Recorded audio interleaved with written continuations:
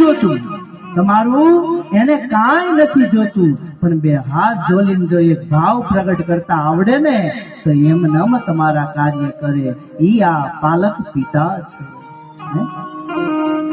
ઈ આ પરમાત્મા છે.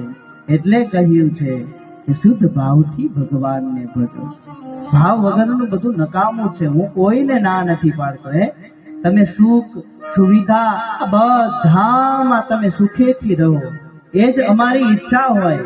કેમ કે એનાથી જ આપણું ઉજળું દેખાય છે. પણ કોઈથી અહંકાર ન લાવો. મોટી ગાડીઓ લઈને અહીંયા આવતા હો ને તો કદાચ કથામાં આવતા જતા આ કોક દેખાય ને તો એને બેહાડતા જજો. કેમ કે મારા મહાદેવની સેવા થશે, મારા મહાદેવની સેવા કરી એની બરાબરનું પુણ્ય મળશે. તમે ક્યાંથી એને લઈ ગયા? મારા મહાદેવના ઉત્સવમાંથી લઈ ગયા. અને ક્યાં